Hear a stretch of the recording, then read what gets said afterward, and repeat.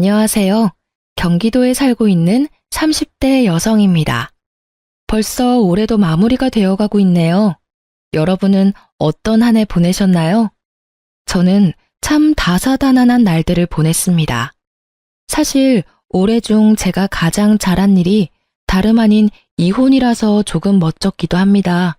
세상에, 저도 결혼 3개월 만에 이혼 도장을 찍게 되리라고는 꿈에도 몰랐거든요. 남편과는 소개팅으로 처음 만났습니다. 저희는 서로 다른 회사에 다녔지만 건너 아는 사람들이 많았어요. 비슷한 직종에서 근무해서 공통점도 많았죠. 주변에는 이미 다 결혼했고 연애도 안 하는 솔로는 얼마 남지 않아서 주변에서 더 저희를 이어주려고 성화였어요. 남편과 저는 서로 하는 일도 생활 방식도 다 비슷해서 평범하게 탈 없이 잘 만났습니다. 다만 저희는 처음 시작하는 연인의 설렘 같은 건 없었습니다. 그래도 편안한 만남 자체는 너무 좋았고 자연스럽게 결혼까지 흘러갔어요. 뭘 하든 혼자 하는 게 익숙했는데 옆에 짝꿍이 있으니 든든하더군요. 오랜만에 느끼는 안정감이 좋았습니다. 결혼 준비하면서는 딱 한 번 다툰 적 있는데 다들 참고 결혼하는 줄 알고 저도 참았어요. 그런데 그때 한번 삐끗거릴 때 진작 결혼을 관뒀어야 했나 봐요. 예비 신랑과 저는 비혼주의였어요. 네, 저희는 서로를 만나기 전까지는 결혼 생각이 전혀 없었습니다. 그렇다 보니 예비 신랑은 결혼 자금에 대해서 따로 저축을 크게 하지는 않았더라고요. 예비 신랑은 본가에 살면서 자주 해외여행을 다녔다고 합니다. 그래서 수중에 모은 돈이 별로 없다고 초반에 제게 솔직히 전부 털어놓더군요. 저는 재산은 전혀 개의치 않았습니다. 각자 직업이 있고 돈이야 앞으로 모으면 된다고 생각했거든요. 무엇보다 옆에서 봤을 때 예비 신랑의 경제적 관념이나 씀씀이가 나쁘지 않았어요. 그리고 같은 비혼주의라도 저는 재테크랑 부동산에 워낙 관심 많아서 재산이 좀 있었어요. 부부 중에 한 명이라도 제대로 자리 잡혀 있어도 저는 괜찮다는 주의였습니다. 그런데 차라리 이왕 하는 결혼 더 계산적으로 조금 더 따지고 할 걸 나중에 후회했습니다.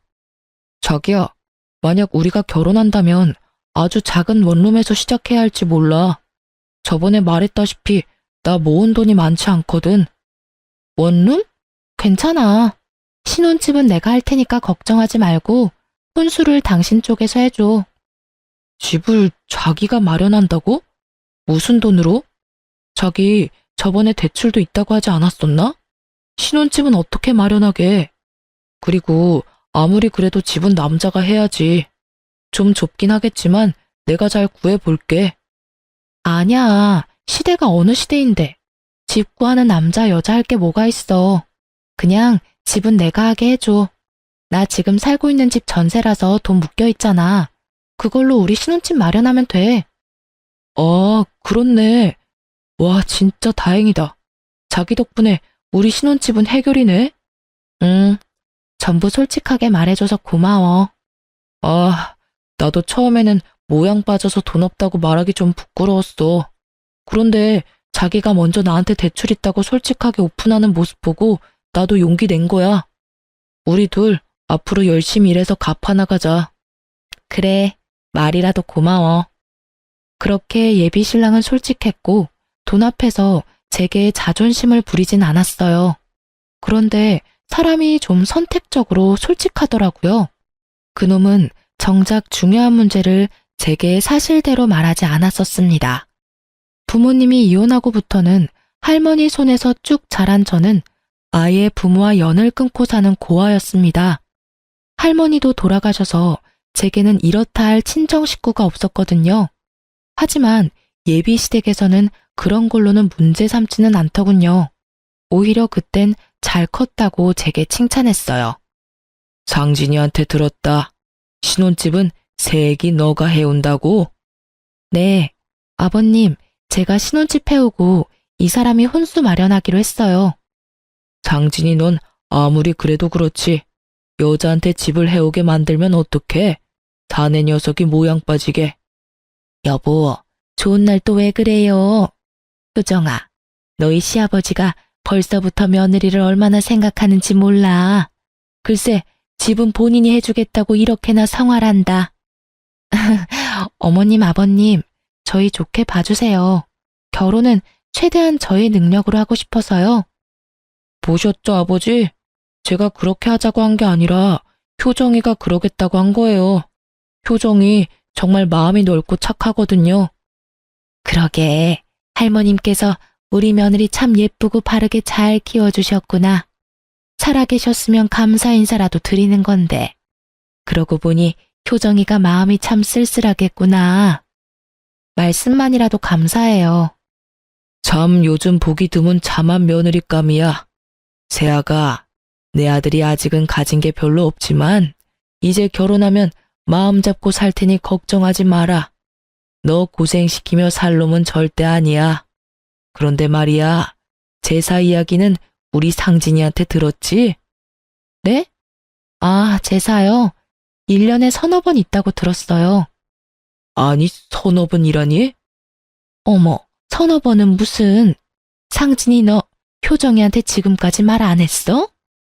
내가 자기한테 서너 번이라 했었나? 아, 기억이 잘 나질 않네.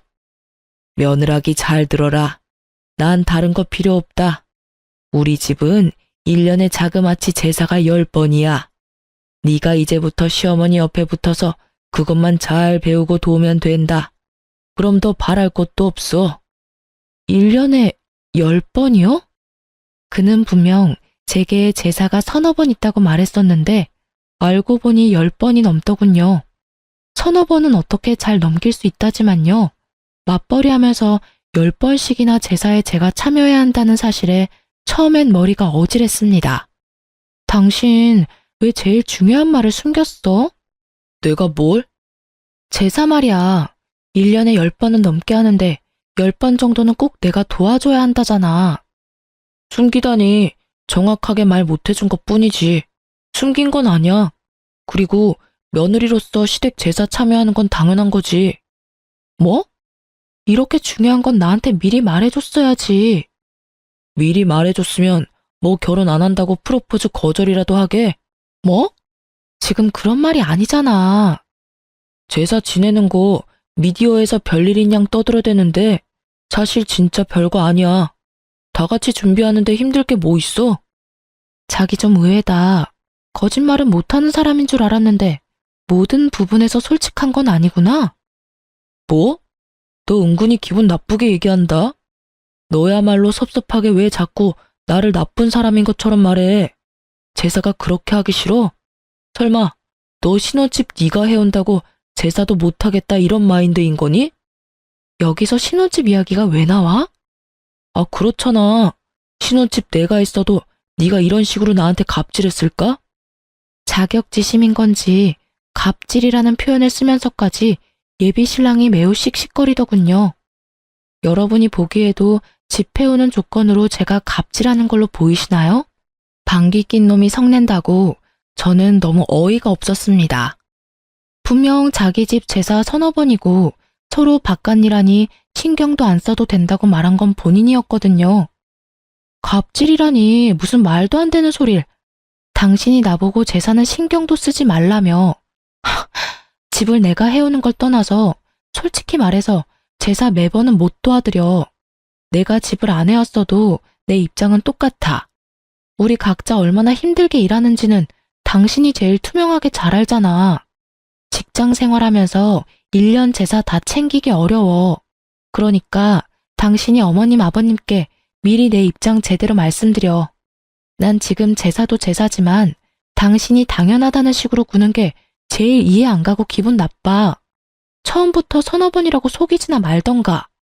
저는 다른 건 다 참아도 제게 거짓말하는 건 정말 못 참겠더라고요. 예전에 남자친구들과 헤어졌던 이유도 다 거짓말 때문이었거든요. 그런데 예비 신랑이 결혼할 때쯤 그들과 비슷한 모습 보이더라고요. 저는 순간 지금 내가 잘못된 선택을 한 건가 싶었어요. 그 아차하는 순간 멈췄어야 했는데 저는 그만 시부의 설득에 넘어가고 말았습니다. 결혼 앞둔 예비 신부가 싸우고 연락 두절이니 예비 신랑도 애탔겠죠. 시부에게 SOS라도 쳤는지 완전 고지식해 보였던 시부는 엄청 다정하게 저를 다독이더군요. 세아가, 네가 얼마나 놀랐으면 상진이한테 연락도 안 하고 숨어버렸니? 저번에 말했듯이 내게 제사는 참 중요해. 하지만 난 제사보다 사람이 더 중요하단다. 설마 너 바깥일하는 거 알면서도 내가 귀한 며느리 고생시키겠니? 네 시엄마도 똑같은 생각이야. 가르쳐 주려는 마음이지. 부려먹을 생각은 주어도 없다. 네 시아버지 말이 맞아, 아가. 우리가 널 어떻게 부려먹니? 게다가 너 할머님 돌아가시고 제사도 한번 지내본 적 없을 거 아니니? 하나뿐인 핏줄인데 너도 분명 나중에 할머님 제사 챙기고 싶을 거야. 나한테 미리 배운다고 생각하렴. 시부는 제사가 너무 많아서 깜짝 놀랐을 제 마음을 다 안다며 아들놈 혼내주겠다고 저를 편들어줬어요. 제사 이야기는 둘이 상의가 된 일인 줄 알았다고 하더라고요. 그래서 제사 전부 다 도울 필요 없이 딱 1년에 5번만 도와달라더군요. 시모도 옆에서 너무 미안하다고 맞장구 쳤어요. 예비 신랑도 뒤늦게나마 용서를 구하고 시부모가 나서서 저를 편들어주니 저는 결국 못 이기는 척 사과를 받아줬습니다. 사실 저희 할머니 독실한 크리스천이라 제가 따로 제사 지낼 일도 없었어요. 하지만 시부모에게 굳이 덧붙이지는 않았습니다. 제사가 1년에 10번 넘게 있는 거 알게 됐지만 그렇게 참고 결혼에 결국 꼴이 냈습니다. 사실 속으로는 5번도 많다고 생각했어요. 그런데 세상에 제사상 한 번 못 차려보고 황당하게 이혼할 줄은 몰랐습니다. 그래도 제사 문제가 금방 잊힐 만큼 결혼 생활 초반은 아무 일 없이 잘 지냈습니다. 남편은 결혼하고 나니까 확실히 연애 때보다 더 살뜰히 제게 잘해주더군요. 아침엔 출근하느라 둘 다 바쁜데 남편은 꼭 저보다 먼저 일어나서 아침 식사를 준비했습니다. 평소에 제가 제일 약한 부분이 잠이에요. 그래서 혼자 살 때는 따로 아침 식사를 챙겨 먹지도 않았습니다. 그런데 남편 덕분에 몇 달 아침 챙겨 먹으니 속이 든든하고 따뜻해서 고맙더라고요. 여보, 일어나. 지금 일어나야 같이 밥 먹고 출근할 수 있어. 자기야, 아침인데 고생스럽게 뭘 또 이렇게 많이 차렸어. 엄마가 준 반찬이지 뭐. 내가 한 건 계란 후라이 뿐이야. 맛있게 먹어. 오늘도 화이팅하자. 응, 고마워. 나도 자기처럼 아침에 일찍 일어나고 싶은데 쉽게 눈이 안 떠져. 자기 원래 아침잠 많잖아. 괜찮아. 아침은 나한테 맡겨. 그때까지만 해도 저는 남편이 차려주는 아침이 그의 사랑이 담긴 배려라고 생각했어요. 저녁은 항상 남편보다 더 일찍 퇴근하는 저 혼자 준비하니까 아침이라도 신경 써서 차려주나 싶었죠. 그런데 그 아침밥은 남편이 미리 세운 계획 중 일부였더군요. 신혼 초 사랑 담긴 순수한 아침밥이 아니라 그건 일종의 뇌물 같은 거였나 봐요. 남편은 점점 숨겨둔 본색을 드러냈습니다. 자기야, 우리 이제 슬슬 통장 합칠까? 어차피 우리 월급도 비슷하게 벌고 네 통장 내 통장 할 거 없이 재산을 슬슬 합쳐야지. 생활비 입금하는 것도 몇 번 하다 보니 별로야. 귀찮게 일일이 다 계산해야 하잖아. 난 은근히 숨 막혀서 이런 건 딱 질색이야. 결혼한 지 얼마 되지 않아서 생활비 어디서 어떻게 쓰일지 잘 모르잖아요. 그래서 달마다 쓴 총 금액을 계산해서 각자 반씩 부담하고 있었습니다. 그렇게 1년 동안 생활 방식을 보고 적정 금액 정해서 생활비 각출하기로 했는데 남편은 갑자기 통장을 합치자더군요. 어차피 계산도 제가 다 하는데 귀찮다면서요. 게다가 저희는 월급이 비슷하지도 않았어요. 남편 월급은 300만 원 언저리고 제 월급은 400만 원이 훌쩍 넘었죠. 비슷한 직종이니까 버는 돈이 너무 차이가 나면 상대방이 민망할까봐 결혼 전에는 제가 비슷하다고 말했었어요. 응? 난 지금도 괜찮은데? 1년 동안은 이렇게 하기로 했잖아. 에이, 그러지 말고 합치자. 당신은 저녁 장 보고 나는 아침 장 보고. 그런 것도 더해서 반 나누는 거 솔직히 좀 그래. 그래? 당신이 아침 장을 따로 본 적이 있어?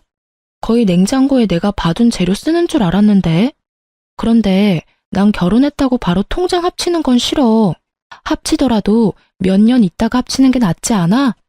소비 패턴이 다르고 아직은 한 달에 개인적으로 쓰는 돈이 다르잖아. 아, 일단 당신 뜻이 그렇다면 알겠어. 근데 그렇게 말하니까 좀 서운하다. 응? 난 같이 잘 살아보고 싶어서 말한 건데 당신은 좀 선 긋는 것 같아서 서운해. 선 긋는 게 아니라 됐다. 그만 얘기하자. 저는 제가 당장 달에 개인적으로 쓰는 돈이 많아서 그렇게 말한 건데 남편은 제가 선을 긋는다고 서운해하더군요. 삐진 남편은 제게 한동안 툴툴거렸습니다. 그래서 저는 좀 더 꼼꼼하게 생활비를 제외하고 각자 한 달에 쓰는 돈들에 대해서 남편과 다시 의논해야겠다고 생각했어요. 각 잡고 이야기하는 것보다 자연스럽게 아침 식사를 같이 준비하면서 얘기를 꺼내는 건 어떨까 싶어 저는 평소보다 일찍 일어났어요. 참 그날따라 눈이 번쩍 떠지더군요. 아침부터 주방에서 사부작거리는 소리가 들려서 곧바로 주방으로 갔습니다. 그런데 생각하지도 못한 남편의 충격적인 대화에 온몸이 굳어버렸습니다. 아, 엄마, 내가 언제까지 이 짓을 해야 해? 나도 아침에 더 자고 싶다고. 아니, 아버지는 왜 이런 걸 시켜서 진짜 별 효과도 없어. 지가 공주야? 보니까 내가 아침 차려주는 걸 당연하게 생각하는 눈치야. 엄마 지금 통장 합치자는 소리에도 저렇게 딱 잘라서 냉정하게 구는데 내가 엄마 아빠 용돈 드리자고 하면 쟤 아주 난리 날 것 같아. 내가 왜 자꾸 눈치를 보면서 살아야 해? 엄마, 두고 봐. 아들이 어떻게든 통장 합칠 테니까. 그러면 이 짓거리도 이제 끝이야. 그 짧은 통화 내용만 들어도 시댁과 남편이 저를 어떻게 생각하는지 짐작이 가더군요. 너무 심장이 두근거려서 일어난 티도 못 내고 다시 안방에 들어갔습니다. 상황 파악하는데 헛웃음이 나오더군요. 제가 결혼한 사람이 그렇게 앞뒤가 다른 사람이라곤 전혀 몰랐습니다. 그러니까 지금 남편이 돈 때문에 제게 아침 차려주는 쇼를 하고 있었다는 거잖아요. 저는 방에서 혼자 아무리 마음을 가다듬어도 시댁과 남편이 하는 연극에 제가 낀 느낌을 지울 수가 없었습니다.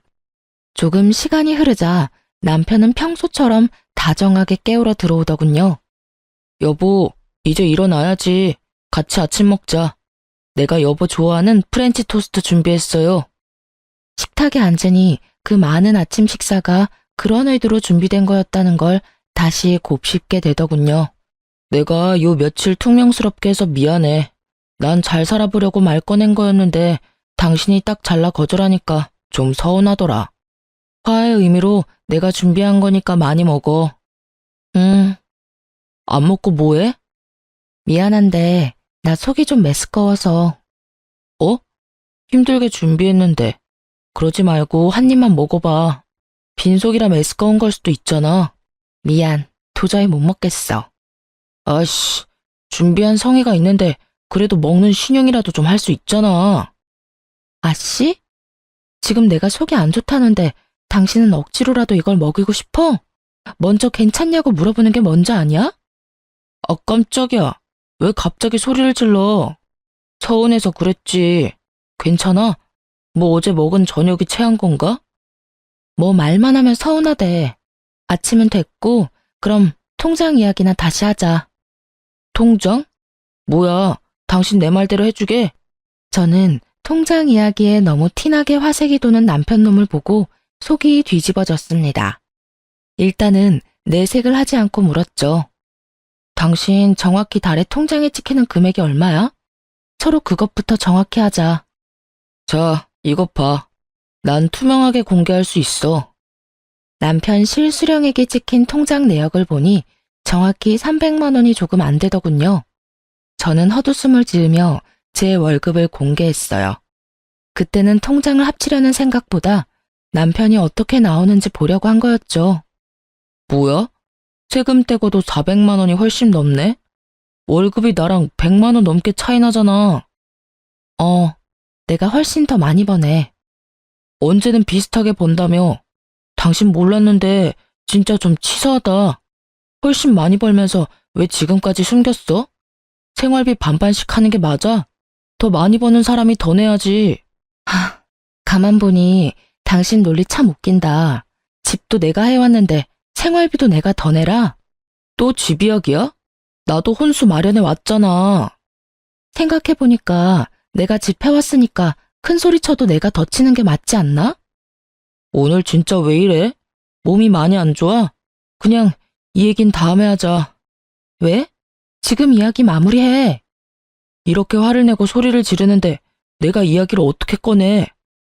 아, 내가 화내니까 차마 아버님, 어머님 용돈 드리자는 말이 입 밖으로 안 나와? 뭐? 아까 어머님이랑 통화하는 소리 들었어.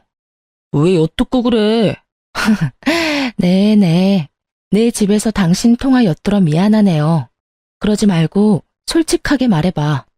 당신 원하는 대로 내가 해줄지 안 해줄지 어떻게 알아? 정말 내가 원하는 대로 해줄 거야? 그럼 이왕 이렇게 된 거 내가 솔직하게 다 말할게. 내 월급이랑 당신 월급 합치면 도합 700만 원이 넘잖아. 근데 우린 집도 있고 아이 계획도 없어. 게다가 당신은 모실 친정 식구도 없지만 난 우리 부모님 멀쩡히 살아계셔. 모시지는 못해도 용돈은 응당 드려야 한다 생각해. 그래서 계속 말해. 우리가 엄마 아빠한테 못해도 200만 원씩은 용돈으로 챙겨드리자. 몇십만 원도 아니고 200만 원? 우리한테 어려운 금액 아니잖아. 어디가 아프신 것도 아닌데 왜 200만 원씩이나 드려야 해? 당신은 부모님 없어서 모르겠지만 이 금액 지극히 일반적인 거야. 무슨 말도 안 되는 소리 하지 마. 200만 원씩 달마다 드리면 당신이랑 내 노후는 누가 책임져 주는데? 겉 더럽게 계산적으로 구네. 우리 부모님 돌아가시면 단 얼마라도 남겨주시겠지. 못해. 당신이랑 달리 난 대출도 있어. 이자 내리면 빠듯하고 힘들어. 그러니까 통장 합치자고 했잖아. 안 된다고 할 거면 애초에 왜 사람 기대하게 만들어? 통장 합친다고 뭐가 달라져? 내 대출 이자만 250만 원이야. 이자가 당신 월급이랑 거의 엇비슷한데 무슨 용돈을 200만 원씩 드려. 난 절대 못 드려. 뭐? 잠시만. 방금 뭐라고 한 거야? 이자가 얼마라고? 250만 원이라고. 근데 이 여자가 미쳤나? 뭘 했길래 대출 이자만 250만 원이야? 당신 대출 얼마나 있는 거야 지금? 9억 정도 있어. 너 돌았구나? 당신 미쳤어? 남편은 이자와 대출 금액을 듣더니 제 뺨을 사정없이 날려버리더군요. 아직도 그때의 눈빛이 잊히지 않아요. 어디에 쓴다고 대출이 그렇게 있는지 물어보지도 않고 제게 손찌검을 했습니다. 개거품 물면서 살림 다 부수려고 하던 남편은 지가 산 혼수니까 차마 아무것도 손대지 못하더군요. 뺨도 맞고 그 찌질함을 계속 지켜보는데 정신이 확 들더라고요. 이건 명백히 사기 결혼이야. 어디 감히 그 큰 대출을 숨기고 결혼할 생각을 해? 너 겉으로는 멀쩡해 보였는데 완전 속빈 강정이었구나.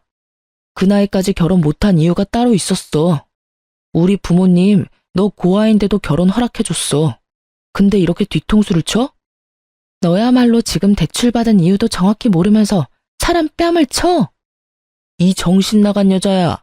네가 왜 대출이 9억이나 있는지 난 하나도 궁금하지가 않아.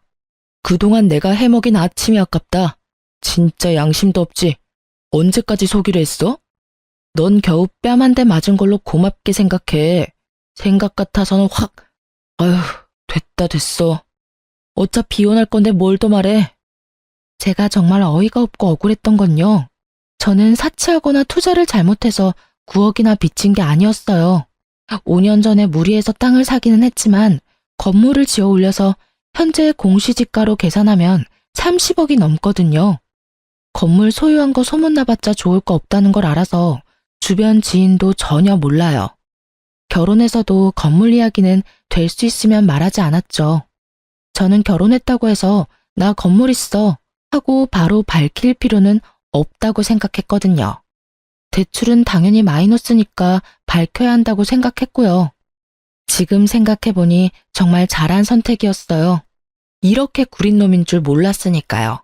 사실 건물 월세만 대충 계산해도 1,000만 원이 넘게 들어와서 저 한 달 대출 이자에 대해선 전혀 부담이 없습니다. 하지만 남편과 시댁이 꼭 제게 맡겨놓은 돈을 내놓으라는 식이니 절대 도움 주고 싶지 않았어요. 그리고 저를 두고 그들끼리 음흉한 계획을 세웠다는 게 매우 기분 나빴습니다. 그런데 남편놈은 이런 실정을 다 모르고 개거품 물면서 제 뺨부터 올려붙인 거죠. 저는 남편놈이 뛰쳐나가고 시부모에게 곧바로 전화했습니다. 남편이 내 뺨을 때렸다고 말했으나 시부는 이유도 묻지 않고 참으라 하더라고요.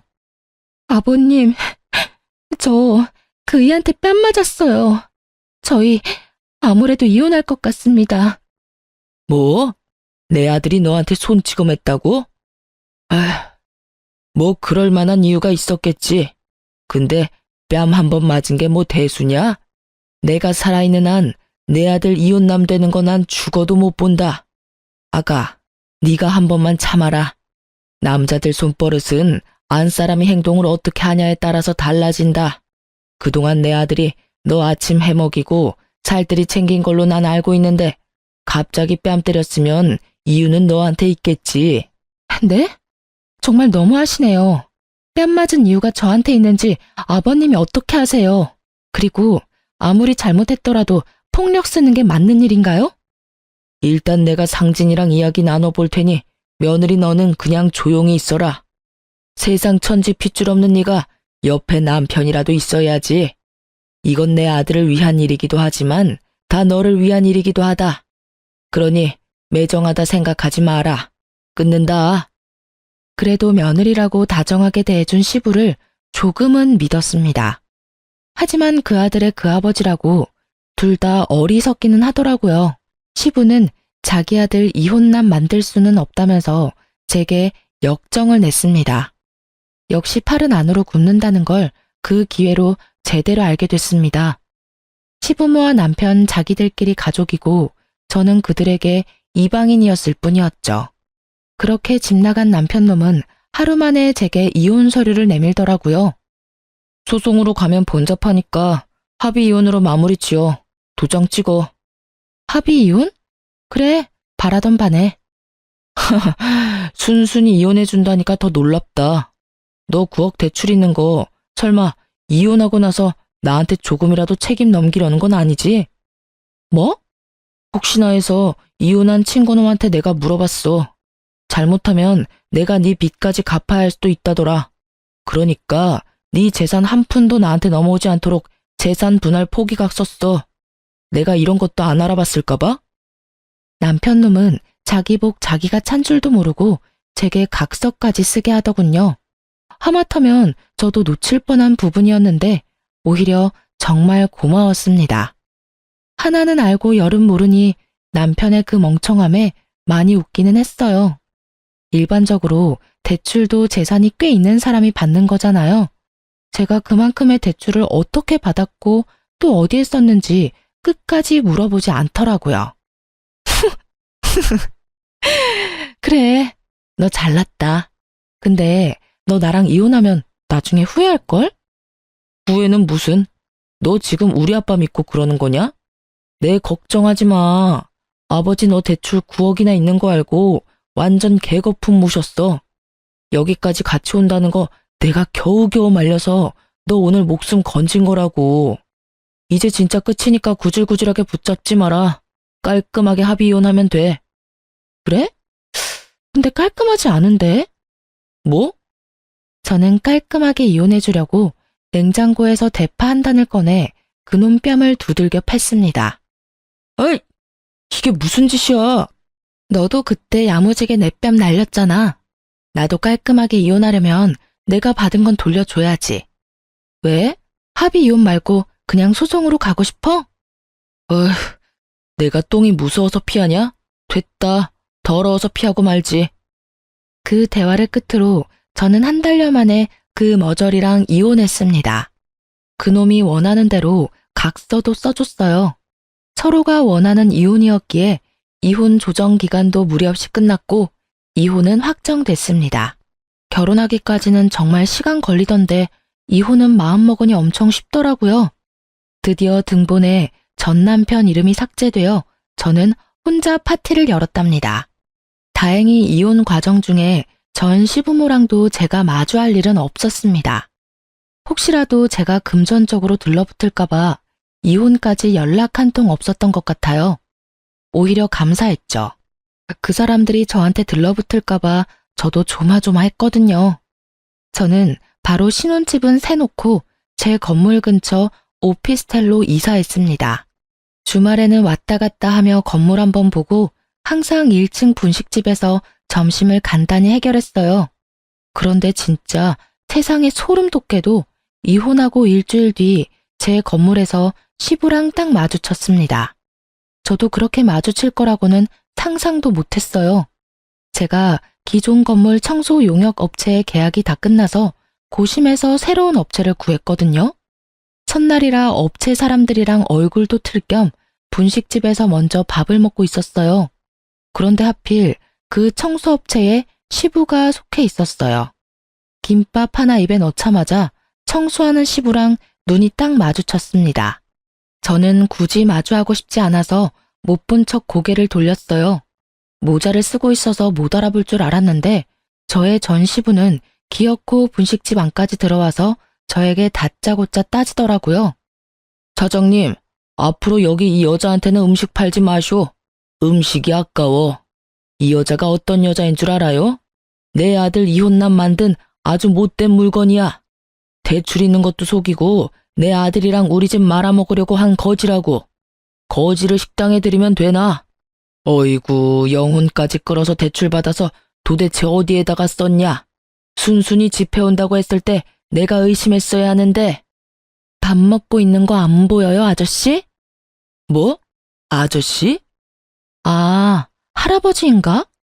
좋은 말로 할 때 그냥 곱게 지나가세요. 당신 아들이랑 깔끔하게 이혼도 했는데 왜 이제 와서 제 속사정을 궁금해하세요? 아이고, 이제 눈에 뵈는 게 없는 모양이다 니가. 야, 넌 대출이자 내느라 허리띠 졸라매서 라면이랑 김밥밖에 먹을 게 없지? 네 팔자가 딱 이딴 분식 따위나 처먹을 팔자야. 직업 있고 월급 잘 받으면 뭐해? 빚이 한가득한데. 넌 평생 빚 갚다가 죽을 거다 이거사. 온갖 막말을 퍼부으며 난동 부리는 전 시부에 분식집 사장님이 놀라서 뛰쳐나오더군요. 아니, 누구신데 우리 손님한테 그러세요? 나 여기 건물 청소 용역업체 일하는 땡땡땡이요. 앞으로 자주 보겠네요. 장사 망하기 싫음 손님도 가려가면서 받아요. 그리고 이 여자 먹고 계산 안 하고 그냥 도망갈지도 모르니까 잘 주시하고요. 지금 남의 영업장에서 소란 피우는 게 누군데? 남의 집 귀한 딸한테 뭘 하는 거야, 이 영감탱이가? 효정씨, 건물 청소 용역업체 바꿨다더니 웬 정신 나간 할아버지가 왔어요? 효정씨 아는 사람이에요? 워낙 분식집 사장님이랑 친하게 지내서 아주머니가 더 큰 소리로 으름장을 놓자 전 시부는 당황해 하더군요.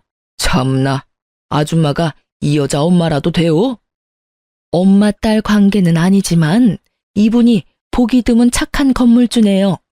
월세도 시세보다 낮게 받으시고 얼마나 좋은 사람인데 당신이 뭐라고 이렇게 막말을 퍼부어대? 그것도 밥 먹고 있는 사람한테. 밥 먹을 때는 개도 안 건드려. 뭐라고요? 이분이 당신 업체 고용한 이 건물 건물주잖아요. 아저씨 겉도 모르고 막말 퍼부었어요? 당신이 말하는 지금 영끌러인가 뭔가 영혼 끌어서 대출받는 요즘 젊은이가 아니라 오래전에 이미 자수성가해서 이렇게 비싼 건물 소유한 멋진 신여성이라고요. 아가, 이게 다 사실이냐? 아가라뇨. 소름 돋으니까 그렇게 부르지 마세요.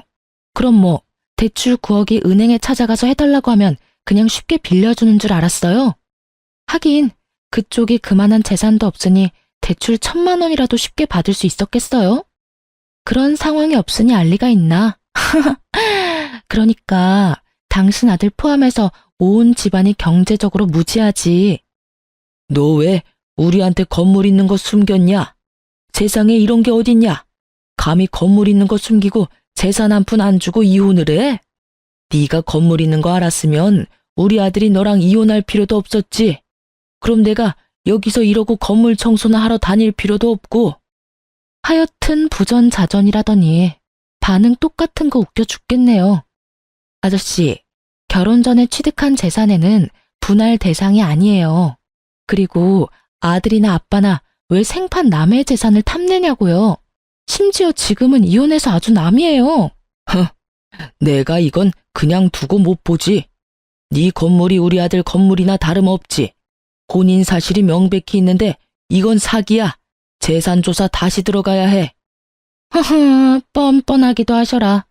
혹시 그건 아시나? 그쪽 아들이 내 대출 조금이라도 갚아달라 할까봐 개거품 물면서 재산 분할 포기각서 쓰자고 한 거 몰라요? 그런 건 또 상의를 안 했나 봐요. 뭐? 그래서 썼냐? 당연하죠. 원하는 대로 써줬는데 뭐 문제 있나요? 안 돼. 아이고, 내 건물. 어머, 저 아저씨가 정말 노망나거나 치매 걸렸나 보네. 남의 건물 보고 자기 건물이라니. 이제 남 식사하는 가게에서 방해 그만하고 나가세요. 그리고 그 업체에서 잘리고 싶지 않으면 지금 당장 내 건물에서 나가요. 알겠어요? 아가, 내가 정말 잘못했다. 우리에게 한 번만 기회를 다오.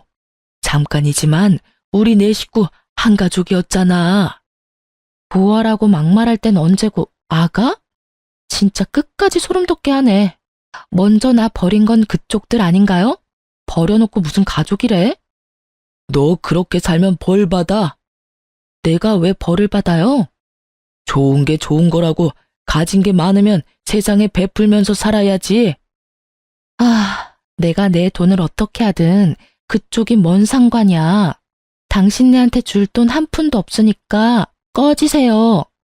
그 사람이 벌 받는다는 소리만 안 했어도 그쯤 했을 텐데 저도 사람인지라 그 말 한마디에 이성의 끈이 딱 끊어지더군요. 전시부는 분식집 사장님이 소금을 뿌리니까 그쯤 하고 사라지더군요. 저는 바로 용역업체 사장한테 전화해서 전시부 이름 대고 그 사람 때문에 계약 파기하고 싶다며 제 입장을 전했습니다. 업체에서는 사과와 함께 계약한 기간은 채우고 싶다 했지만 저는 필요 없다고 했습니다. 한 달치 용역비는 날렸지만 더 이상 전시부와 마주칠 일 따위는 없어서 마음만은 홀가분했습니다. 그 뒤로 뭐 전시모까지 전화가 왔어요. 이혼 후 굳이 번호 안 바꿨었는데 그 일 있고 나서 바꿨습니다.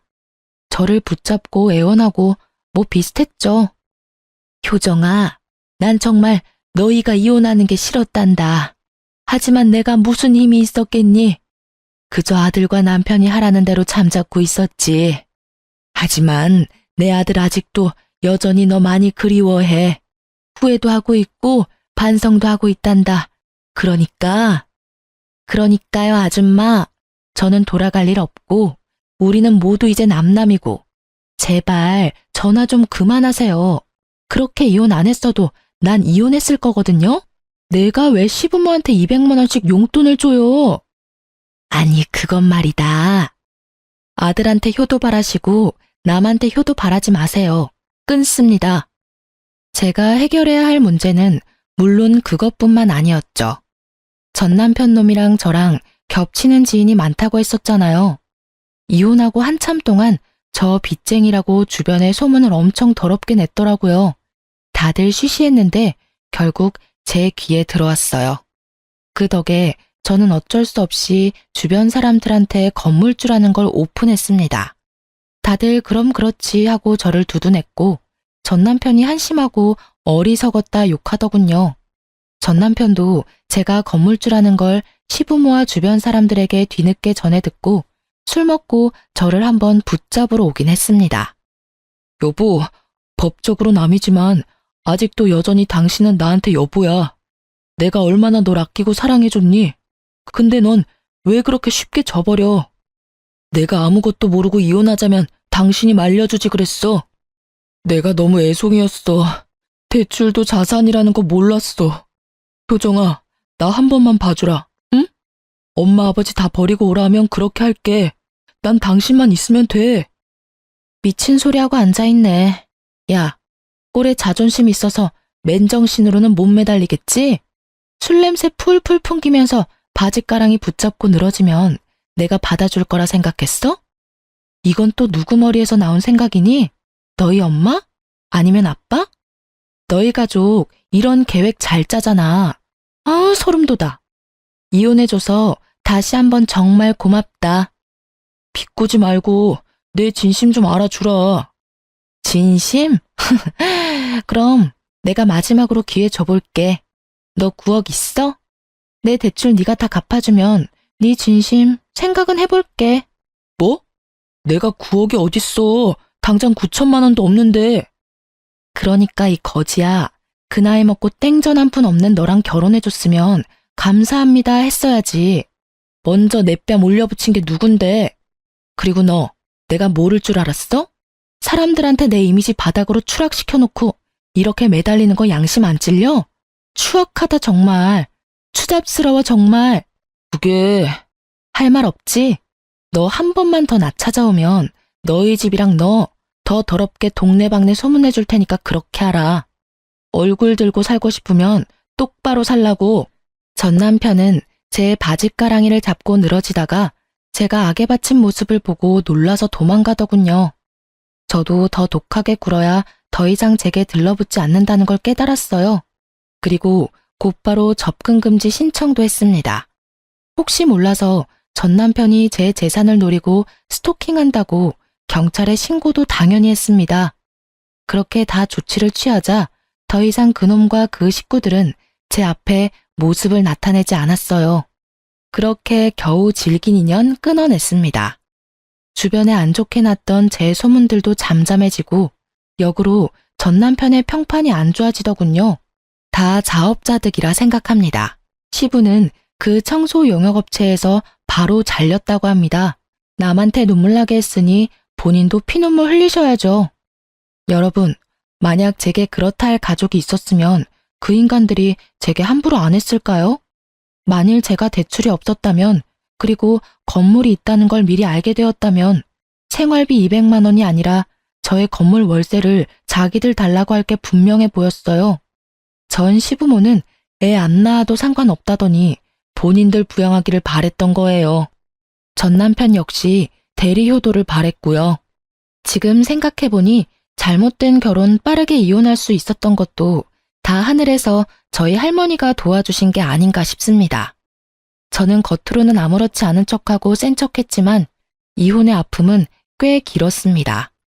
내가 모자라고 세상에 피부치 없어서 이런 서름 겪는 거란 생각도 들더군요. 건물이 있어도 월세가 들어와도 제 편이 없다는 사실에 마음은 허했습니다. 언젠가 저도 진짜 짝을 만날 수 있을까요? 이제 함부로 사람을 못 믿겠습니다.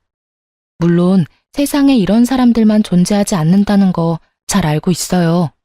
하지만 지금까지 어떻게 씩씩하게 살아왔나 싶을 정도로 앞으로 살 날이 조금 두렵기는 하네요. 저는 현재 휴직계를 내고 잠시 쉬고 있습니다. 몸 건강도 마음 건강도 회복해서 얼른 밝은 모습 되찾으려고요. 여러분께서 응원해 주신다면 그 힘 감사히 받겠습니다.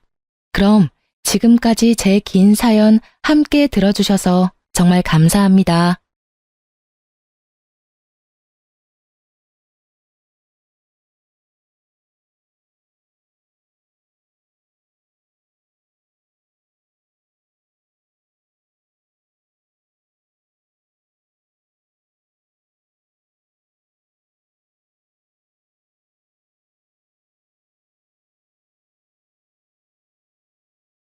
안녕하세요. 저는 지방에 혼자 사는 30대 딸아이 엄마입니다. 저는 직업상 고객의 이야기를 많이 듣는 편인데 그럴 때마다 듣는 이야기가 누군가의 불륜 이야기였어요. 고객들도 와서 수다 떨 때는 가까운 사람에게 하지 못한 이야기를 하곤 하거든요.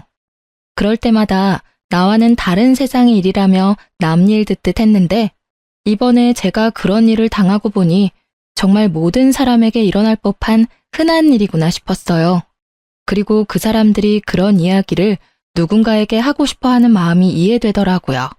그래서 저도 이번에 제 답답함을 풀기 위해서 사연글을 통해서나마 제 이혼에 대한 이야기를 조금 꺼내보려 해요. 저에게는 남편이 있었어요. 크게 잘생기지도 않고 엄청 능력이 있지도 않은 평범한 남자였는데 활발하고 가벼운 성격이 장점인 사람이었죠. 제가 생각이 많고 좀 진중한 성격이었다 보니 남편의 그런 성격이 기분 전환에 도움이 많이 됐었거든요. 제가 끙끙거리며 고민으로 앓고 있을 때도 남편은 가볍게 저의 고민을 해소해주곤 했으니까요. 그런 면에서 저는 남편을 무척이나 고마운 사람이라고 생각했어요. 성격이 다르면 고생한다고들 하지만 저희는 오히려 그런 면이 서로의 모난 부분을 맞춰줬다고 생각해요. 남편이 너무 가볍게 몰아갈 것 같으면 제가 나서서 조금 무겁게 만들어주기도 했으니 시댁에서도 처음에는 저를 인정하는 듯 했어요. 3대 독자 아들이 안사람을 들이고 이제야 철이 든다고요. 그렇게 잘 지내왔다고 생각했는데 남편은 그렇지 않았던 것 같더라고요. 사귈 때는 여자 문제 같은 거 일으킨 적도 없었고 딱히 다른 여자에게 흥미를 많이 두는 것 같지도 않아서 다행으로 생각했죠. 그런데 어쩌다 그런 일이 일어났는지 지금도 의아할 따름이에요. 만약 사귀는 도중에 그런 낌새를 눈치챘다면 분명히 남편과 결혼하지 않았을지도 모르죠. 하지만 그때는 그런 사람이 아닐 거라는 확신했었거든요. 저도 당시에 콩깍지가 씌어 있었던 건지도 모르겠네요. 제가 남편의 외도 사실을 눈치챈 건 육아로 휴직 후 힘든 나날을 보내던 때였어요. 아이 100일을 치르고 드디어 애가 통잠을 자기 시작하던 시점이었는데 남편과 통화를 하다가 핸드폰 너머로 한 여자의 목소리를 들었어요. 분명 남편이 회사에서 일을 하는 시간이었는데 여성이 남편을 오빠라고 부르더라고요. 저는 침착하게 남편에게 물었죠. 방금 핸드폰에 들린 여자 목소리도 직장 동료야? 직장 후배. 당신도 알 거야. 저번에 당신 태워갈 때 같이 차 타고 갔던 그 후배. 그제야 기억났어요. 작고 왜소한 어려 보이는 동안의 여후배. 당시에 제가 남편 퇴근 시간에 그 근처에 있어서 같이 들어가져간 날이었거든요. 근데 조수석에 탔더니 뒤에 사람이 있었는데 그게 이 후배였어요. 남편 말로는 후배 약속이 제가 있던 곳과 가까워서 태워줬다고 했고 바로 내렸었거든요. 저는 그때 남편에게 웬만하면 여자는 차에 태우지 말라고 했었죠. 괜한 오해 받을 수 있다고 핀잔만 줬었는데 그때 남편은 그럴 리 있겠냐며 웃었거든요. 그런데 그때 그 여자는 분명 남편을 선배라고 불렀었어요. 그런 그녀가 불과 몇 달 만에 호칭이 오빠로 바뀌다니 아무리 봐도 이상했어요. 하지만 제가 너무 깊이 생각하는 것일 수도 있었고 친해지면 그럴 수도 있겠거니 했어요. 그런데 그 뒤부터 제 오감이 그 여자를 의심하게 되더라고요. 그게 제 탓만은 아닌 게 그 여자가 남편과의 접점이 너무 많았거든요. 저는 저도 모르게 남편의 뒤를 캐고 있었어요. 차를 타고 가는 길에 그 후배에게 전화가 오면 남편이 전화를 받지 않더라고요. 그렇다고 우리가 대화를 많이 하는 것도 아니었는데 그냥 업무상 전화면 받고 끊으면 되잖아요. 그런데 안 받더라고요. 제가 받으라고 하면 억지로 전화 받으면서 한마디 꼭 했어요. 가족이랑 같이 있으니까 용건만 간단히 해. 그렇게 말하면 그 여자는 이렇게 대답해요. 그럼 좀 이따 다시 전화할게요, 선배. 분명히 제가 없는 곳에서는 오빠라고 부르면서 가족과 함께 있다는 전화에는 선배라고 구별해서 부르더군요. 점점 더 제 감이 맞았다는 생각에 심장이 벌렁거리더라고요. 아닐 거라는 생각을 해봤지만 결국 확신이 든 계기가 생겼어요. 하루는 아침에 남편이 차키를 두고 내려갔더라고요. 저도 아침에 가까운 빵집에 들릴 예정이라 차키를 들고 내려갔어요. 그렇게 주차장 쪽으로 가까이 향하는데 남편이 통화를 하며 걸어가는 뒤통수가 보이더라고요. 말을 걸려다가 흠칫 놀라 목소리를 삼켰어요. 그래, 그럼 이따가 봐. 조심해서 오고. 오늘 날씨 추우니까 따뜻하게 입고 와요. 부드럽고 애교 있는 목소리. 남편은 저와 연애할 때처럼 부드러운 목소리를 내고 있었어요. 누구에게 전화를 거는 걸까? 궁금한 마음이 들었지만 참았어요. 경거망동해서 일을 망치기 싫었거든요. 남편이 전화를 끊는 걸 보고는 이제야 남편을 확인한 것처럼 남편을 불렀어요. 여보, 차키! 남편은 눈에 띄게 놀라며 뒤를 돌아봤어요. 딱 봐도 심하게 놀란 모습에 저는 강한 확신이 들었어요. 여보, 내가 차키를 놔두고 왔어? 잊어버리고 다니지 말고 잘 다녀와. 일찍 와. 애가 아빠 몫을 잊어버리겠다. 저는 최선을 다한 평정심으로 남편을 보내줬어요. 하지만 그날 내내 꼬리를 무는 의심으로 너무 힘들었어요. 저녁 때쯤에는 두통으로 머리가 너무 안 좋았죠. 아침에 그 일이 있어서 그런지 그날 남편은 일찍 돌아왔더라고요. 남편을 샤워 먼저 하도록 한 뒤에 저는 남편이 탁자에 둔 전화기를 확인했어요. 남편은 평소에도 잠금을 걸어두지 않거든요. 안을 살펴보니 깨끗하더라고요. 사진도 없고 카톡 내용도 없고 문자도 없었어요. 그 여자와 전화하는 적도 없었죠. 하지만 저는 확신했어요. 남편이 그 여자와 바람을 피고 있다는 사실을요. 흔적이 없었는데 어떻게 알았냐고요? 전화를 한 흔적이 없었거든요. 그날 아침에 분명히 출근 시간에 통화하는 걸 봤는데 통화 기록이 사라진 상태이더라고요. 딱 그 시간 것만. 있어야 할 통화 내역이 없다면 그건 남편이 지운 거겠죠. 남편이 나오자마자 저는 남편에게 말했어요. 당신 바람 피우는 거 맞지? 무슨 소리야. 나 그런 거 안 해. 못 믿겠으면 내 핸드폰 확인해봐. 나 전혀 그런 거 없다니까. 당연히 이 말 나올 줄 알았어요. 핸드폰에 잠금을 걸지 않는다는 건 자신이 당당하다는 걸 보여주고 싶어 하는 거잖아요. 자기가 떳떳하지 못하니 일부러 떳떳한 척 하는 거고. 문제의 소지가 될 만한 내용은 다 지웠을 테니까요. 한 가지만 확인해 볼게. 제가 통화 기록을 확인하는데도 남편은 편안한 얼굴이더라고요. 거기에 걸릴 건 없다는 거겠죠. 이상하네. 아무것도 없어. 그러게 아무것도 없다고 했잖아. 나 못 믿어? 나 그렇게 나쁜 놈 아니야. 그 후배도 진짜 후배일 뿐이고. 그러니까 내 말은 당신이 아침에 통화한 그 내역이 없다고. 제 말에 허를 찔린 듯 남편이 입을 못 열더라고요. 당신이 그렇게 부드러운 목소리로 통화하는 걸 봤는데 통화 목록에는 아무것도 없어. 그 통화 기록은 어디로 갔을까? 당연히 지웠겠지? 여기까지 말하자 남편이 바로 무릎을 꿇더라고요. 여보, 그거는 내가 잘못했어. 무슨 정신으로 그런 짓을 했는지는 모르겠지만 정말로 내가 잘못한 일이야. 미안해, 여보. 나는 오늘 이걸 확인하기 전까지 계속 의심했어. 그리고 계속 고민했지. 아니기를 바라면서. 당신 도대체 생각이 있는 사람이야? 아침 저녁으로 당신 애 보면서 다른 여자 만날 생각이 드니? 언제부터 그 여자랑 이런 사이 된 거야? 얼마 안 됐어. 정말이야. 믿어줘. 너 같으면 믿을 수 있겠어? 내가 왜 당신을 믿어야 하는데? 나한테 용서를 구하고 싶으면 지금 당장 그 여자랑 헤어지고 그 회사에서도 나와. 여보, 그 여자랑은 당신 보는 앞에서 당장 헤어질 수 있어. 그치만 일은 아니잖아. 당장 내가 퇴직하면 바로 일 구할 수 있는 것도 아닌데 그건 좀 봐줘. 응? 솔직히 남편과 그 여자를 당장 떼어놓고 싶었지만 회사라는 건 그렇게 쉽지 않은 문제고 나가더라도 그 여자가 나가야지 남편이 나가는 건 싫었어요. 애도 아직 어리니 아빠의 경제력이 필요하기도 했고요. 그래서 저는 남편에게 일거수일투족 감시당해도 당연하게 생각하라고 했어요. 그랬더니 남편이 알겠다고 자기가 그런 행동한 게 맞으니 당연히 제가 하라는 대로 뭐든 하겠다고 하더라고요. 그렇게 남편을 교육하고 시모에게 조용히 알렸어요. 남편이 외도했다는 것을요. 그랬더니 시모가 제게 그러더라고요. 네가 마음고생이 많다며 위로해줬어요. 솔직히 팔이 안으로 굽는다는 생각에 말 안 하려 하다가 했는데 이런 반응이라 시모에게 더 미안한 마음이 들었거든요. 그런데 며칠 뒤에 명절에 시댁 갔다가 시모가 누군가와 밖에서 전화 통화하는 걸 듣게 됐어요. 그래, 정말 우리 며느리 너무하지 않니?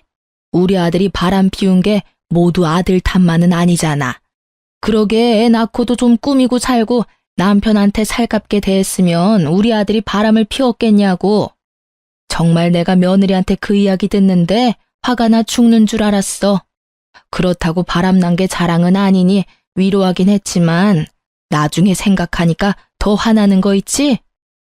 누구랑 통화하는지는 알고 싶지도 않았어요. 그냥 겉으로는 저를 위로하는 척하면서 속으로는 저를 향해 칼을 갈고 있던 시모만 눈에 보였죠. 역시 팔이 안으로 굽는 게 맞다는 생각을 하며 이번에 모른 척 해야 했어요. 남편과 그 일을 정리했으니까. 그것 가지고 또 일을 벌일 수는 없잖아요. 그렇지만 이미 그때 제 마음속에는 이혼에 대한 마음이 싹 트여버리고 말았죠. 남편의 외도를 알고도 이혼하지 않는 사람은 생각보다 많아요. 그리고 상간녀를 알고도 넘어가는 사람도 많죠. 처음에 그런 이야기를 들었을 때 어떻게 같이 살 수 있겠나 싶은 마음이었는데 제가 당해보니 그 마음이 100번 이해가 되더라고요. 남편의 외도가 주는 스트레스는 어마어마한데 그것을 참아야 할 이유 또한 존재하는 거죠.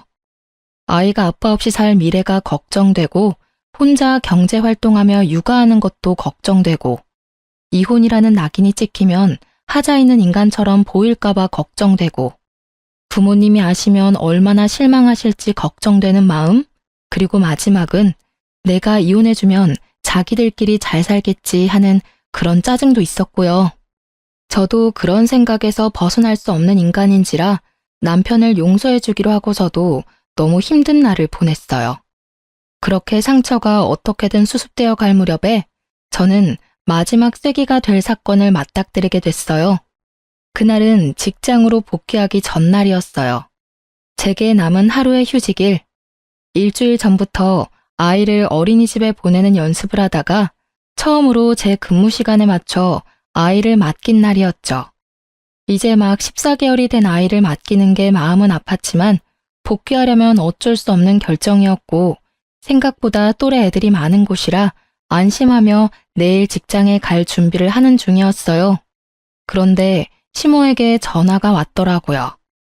화장실 청소하고 나오니 전화가 그새 4통이나 와 있었어요. 무슨 일이 났나 싶어 확인 즉시 시모에게 전화했죠. 넌 무슨 전화를 그렇게 안 받니? 죄송해요, 어머님. 잠깐 화장실 청소하던 중이었어요. 혹시 무슨 문제라도 생겼어요? 문제?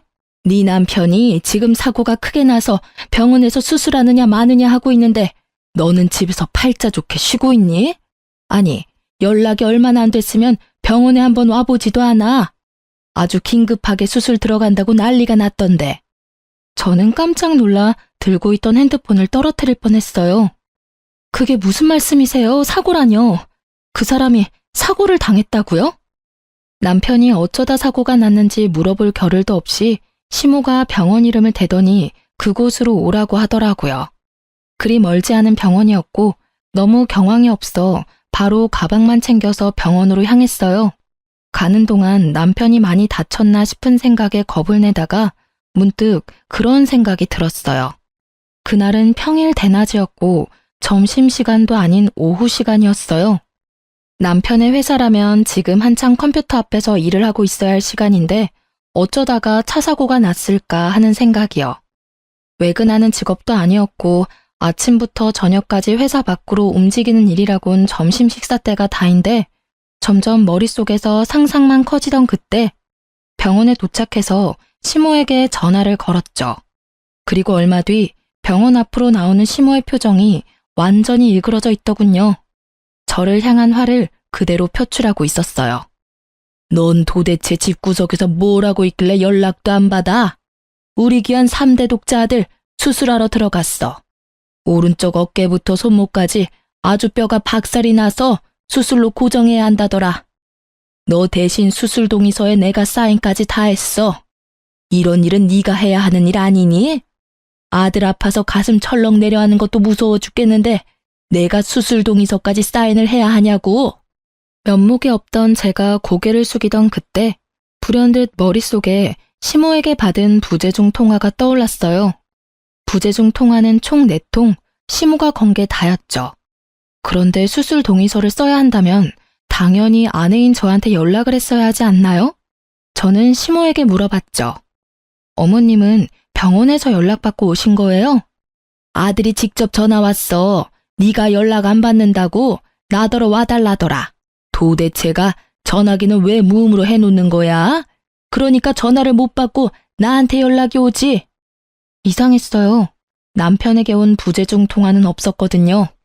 저는 순식간에 남편의 사고로 놀라 흥분했던 피가 차갑게 가라앉는 기분을 느꼈어요. 남편이 수술실에 들어간 터라 남편에게 직접 물어볼 수는 없었지만 확인이 불가능한 것도 아니었죠. 저는 남편 차가 어디 있는지 확인하기 위해 먼저 남편 핸드폰부터 챙겼어요. 레카차 업체와 연락한 게 있나 싶어 통화 기록을 뒤지는데 바로 오늘 아침에 그 여자와 통화한 내역이 있더라고요. 인연 다 끊겠다 어쩌겠다 해놓고 여전히 연락하는 걸 보고 살짝 열이 받았지만 직장 동료이니 연락 정도는 할 수도 있다는 생각으로 연락처를 뒤졌어요. 별 내역이 없길래 남편 메시지를 확인하는데 메시지 기록 중에 카드 승인 내역이 있더라고요. 거기에 오늘 날짜로 숙박업소가 딱 찍혀 있었어요. 불과 4시간 전에 결제한 내역이요. 그걸 보고는 피가 거꾸로 솟는 기분이었어요. 아마 집에 들어오기 전에 이런 문자나 통화 기록을 일부러 지웠겠죠. 이번에는 지울 시간조차 없이 사고를 당해 들어가게 됐으니 지울 틈도 없었을 테고요. 화가 난 저는 최대한 냉정해지려 애썼어요. 그 메시지를 캡처하고 저는 남편 차가 어디 있는지 확인했어요. 남편 차가 어느 정비소에 있는지 확인한 저는 바로 그쪽으로 달려가 남편 블랙박스부터 확인하자고 했어요. 다행히도 블랙박스는 고장나지 않았고 열심히 제 할 일을 하고 있더군요. 저는 카드를 빼서 집으로 갔어요. 노트북에 연결하니 손이 덜덜 떨리더라고요. 그리고 사고 직전 영상을 확인했어요. 남편이 어딘가에서 나오는 중이었는데 거기가 모텔이더라고요. 그런데 남편은 운전하지 않았고 그 후배가 운전한 것 같았어요. 남편이 부러진 곳도 왼쪽이 아니라 오른쪽이었거든요. 남편이 조수석에 앉았던 게 분명해 보였어요. 두 사람이 모텔에서 나와서 차에 타고 둘이 차 안에서 나누는 이야기들이 모두 제 귀에 들어와 박혔어요. 오늘 연차 쓰고 같이 오길 잘했지? 여기 진짜 좋은 곳이거든? 우리 마누라랑은 여기 못 와. 애 놓고 몸 다 망가져서는 어디 데리고 다니면 부끄러울 정도라고. 너 정도는 탱탱해야 데리고 다닐 만나지. 앙큼해. 그래도 오늘은 오빠 독점할 수 있는 날이라 좋아. 매번 같이 있다가도 집에 돌려보내는 게 얼마나 힘든 일인지 모르지? 항상 같이 있고 싶은데. 내가 최대한 노력해 볼게. 너도 빈털터리가 된 나랑 결혼하는 건 싫을 거 아냐. 와이프한테서 잘못한 거 찾고 나면 바로 이혼하고 너랑 결혼할게. 너무 걱정하지 마. 이런 대화 내용을 듣고 있으니 정말 하늘이 무너지는 게 어떤 건지 잘 알겠더라고요. 인연을 끊으라고 했더니 도리어 인연을 단단히 맺어가고 있었더라고요. 저는 그 길로 상간녀를 찾아갔어요. 상간녀가 어디 있었냐고요? 당연히 본인도 사고 났으니 같은 병원에서 치료받고 있었죠. 저는 병원으로 가 상간녀를 찾았어요. 이름만 대니 간호사가 어디 있는지 알려주더군요. 남편은 큰 수술을 하는 데에 비해 그녀는 그렇게 크게 다치지는 않았더라고요. 저는 그 여자 앞으로 가서 말했어요. 나 알죠? 선배는 수술하러 들어가셨는데요. 두 사람이 왜 같은 차에 타고 있었어요? 우연히 얻어 탄 거예요. 의부증 걸린 여자처럼 선배한테 집착하는 건 아는데 엄한 사람한테 이러시면 곤란하죠. 저는 선배랑 아무 사이 아니에요. 당신 덕분에 회사에서도 대화도 잘 못하고 있고요. 두 사람 사귀는 사이 아니에요? 평일 오후에 연차 쓴 두 사람이 같은 차 안에 있다가 사고가 났는데 그게 다 우연이라고요? 애초에 연차를 쓰고 왜 둘이서 따로 만나요? 그렇고 그런 사이니까 만났겠지. 네, 그렇고 그런 사이 맞아요. 선배가 마누라 싫다고 짜증난다고 얼마나 투정을 부리던지. 그래서 위로해주다가 눈 맞았어요. 됐어요? 당당하기가 정말 하늘을 찌를 정도였어요. 뭐가 그렇게 잘났는지 불륜을 싫어하면서도 아주 당당한 자세와 자신감 넘치는 표정을 보니 마치 피해자와 가해자가 뒤바뀐 것 같은 기분이 들더군요. 아내라고는 하지만 당신이 패배자인 건 알죠? 남편이 다른 여자 만나는 순간 여자로서 저한테 진 거예요. 당신이 얼마나 매력이 없었는지 이제 아시겠어요? 제가 매력이 없는 건 맞는데 그래도 저와 남편은 법적으로 유효한 사이고 그쪽은 남편과 부정을 저지른 사이라는 건 잘 알죠? 이런 대화들도 다 증거고 이후에 상간녀 소송할 때 다 쓰일 거예요. 당당해서 좋네요. 증거 수집이 아주 편해서요. 제 말을 듣고 나니 상간녀 얼굴이 하얗게 질리더라고요. 저는 당신도 남편도 용서할 생각 없어요. 그렇지만 그냥 헤어지면 둘이서 행복하게 살 거잖아요. 그러니 제가 가져올 수 있는 건 다 가져와야죠. 안 그래요? 매력은 있고 머리는 텅 빈 상간녀 씨? 제 말에 열받았는지 명예훼손인의 먼에 고소한다고 지랄 발광하는 상간녀를 두고 저는 시모에게 향했어요. 시모는 남편 수술이 끝나기를 기다리고 있더군요. 저를 보자마자 시모의 막말이 또 시작됐어요. 수술 동의서 내가 쓰도록 한 건 네가 잘못한 거야. 어떻게 엄마에게 아들 수술 동의서를 쓰도록 만들어? 죄송하지만 그 사람 저한테 연락한 적 없어요. 사고 나고 연락한 거 어머님이 처음이자 마지막이더라고요. 네가 와이프인데 왜 나한테 전화를 해? 네가 잘못 본 거 아니니? 아니요, 잘못 본 거 아니고 남편이 어머님한테만 전화했더라고요. 그 사람 저 몰래 연차 쓰고 여자랑 놀러와서 모텔에서 나오다가 사고 났거든요. 뭐? 너 지금 우리 아들 없다고 말 막 지어서 하는 거니? 시모가 깜짝 놀라서 저한테 반문하더라고요. 저는 시모에게 영상을 보여줬어요. 영상 보세요. 확실하죠? 오늘 쉰다고 저한테 이야기도 없었어요. 이러니 저한테 연락 못했겠죠. 불륜을 저지르다가 사고 났는데 어떻게 와이프한테 전화하겠어요? 어떻게든 안 들키려고 어머님께 전화한 거겠죠. 제 말에 시모는 한동안 말을 잊지 못하는 듯 하더니 갑작스레 화를 내더라고요. 네가 우리 아들을 얼마나 쪼았으면 애가 바람을 피우겠니? 저번에도 내가 말은 안 했지만 네가 잘했으면 애가 바람 같은 거 피웠겠어? 그리고 바람 피웠다고 애 기도 못 펴게 하니 몰래 스트레스 풀려다가 이런 사고 난 거잖아. 하나부터 열까지 다 네가 잘못했는데 뭘 잘했다고 나한테 또박또박 말대꾸야? 적반하장도 유분수지. 이 말을 하고 싶은 걸 꾹 참았어요. 못 배우고 예의 없는 사람이라도 어른은 어른이니까요. 그렇지만 용서는 하지 않겠다고 다짐했어요. 시모도 상간녀도 남편도. 남편이 병원에 있는 동안 저는 착실히 이혼 준비를 시작했어요. 증거는 차고 넘쳤죠. 그럼에도 더 모으고 모았어요. 필요한 것뿐만이 아닌 부수적인 것들도 모두 긁어 모았어요. 당당한 상간녀를 보니 어떤 변명을 할지 상상도 가지 않았거든요. 모텔에 들어가서 현장을 직접 잡은 게 아닌 이상 어떠한 증거도 반박 가능한 것이 될 수도 있잖아요. 그래서 그들이 변명조차 못할 정도의 증거를 모았어요. 그리고 남편이 치료받는 동안 제 짐을 모두 싸고 아이와 함께 친정으로 건너왔죠. 아이도 절대로 빼앗길 생각이 없었거든요. 그렇게 남편의 퇴원일이 가까워질 때 저는 이혼을 통보하고 서류를 보냈어요. 이혼이 소송으로 진행되고 있을 때 남편의 퇴원일이 되었어요. 그런데 남편에게서 연락이 왔어요. 저기 여보, 혹시 지금 내가 있는 병원 와서 치료비 좀 내주지 않을래? 치료비? 그런 건 카드로 대충 내고 나중에 실비 청구하면 되잖아. 이혼 소송 중인 와이프한테 연락해서 할 말은 아닌 것 같은데 어이가 없어서 그런지 말이 곱게 나가질 않더라고요. 어쩔 수 없었죠. 제 이혼의 결정적인 원인이 된 남자니까요. 그게 실비보험 청구가 안 돼서 그래. 당신이 아니면 도와달라고 할 데가 없어서 그래. 우리가 이혼 소송 중이긴 하지만 아직 부부잖아. 당연히 내가 곤란할 때 당신이 도와줘야지. 실비 청구가 왜 안 돼?